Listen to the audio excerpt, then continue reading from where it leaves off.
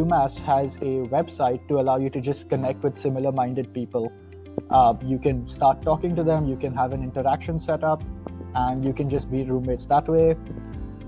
Another resource I've seen being used very widely are WhatsApp groups of students coming in from the same area. Somehow they just connect, they start talking to one another, and I know a lot of them who've ended up staying together for 2 years now. I would encourage people to reach out to other students who are already here, talk to them about different apartment complexes, talk to them about different regions where people tend to stay.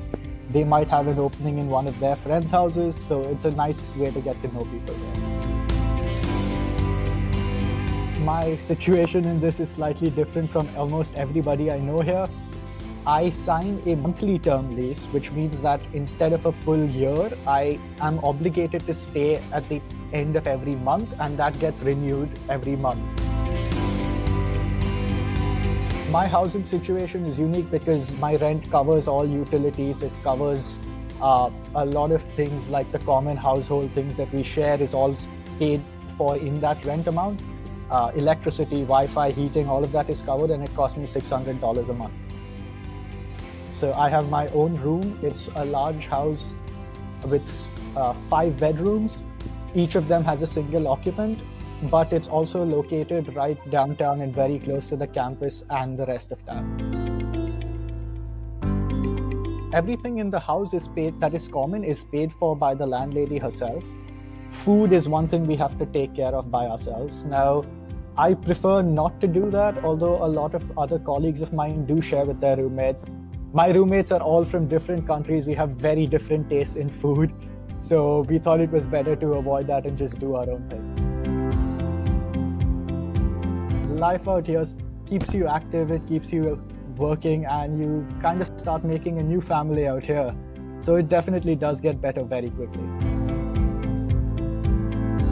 People value their work, but at the same time, they understand that it's a job and not their lifestyle. Back home in India, I would work maybe 12 hours a day, and I wouldn't know when I should stop and go home and get some rest. Over here, it's quite different. Additionally, I found people to be extremely, extremely helpful. There is a lot more emphasis here on being able to adapt what you are taught and analyze what you are taught to answer questions that you might not have necessarily learned about in class.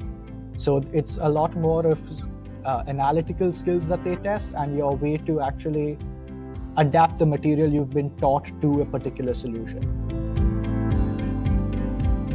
They introduce you to the different bodies, that the graduate school that can help you out with something, the career services that can help you out with something. They introduce their own staff who can help you with how you can find internships, go about legal processes. So it's definitely very useful to attend that. On top of that, there are some interesting things that come out of that. They'll have these campus tours, and you learn some really interesting facts about this campus. You learn interesting facts about wherever you go that nobody would ever tell you.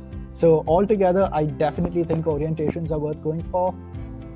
It's a nice way to get introduced to the area. It's a nice way to get introduced to how things work around here and who you can approach when you need something, which I think is the most important giveaway. I think a week is a nice estimate to get familiar and comfortable with an area. I am in a different track, which is a combined master's and PhD track. In that track, on average, every semester, the intake is only about 50 students. 40% Indian, another 40% Chinese, and the last 20% from around the world.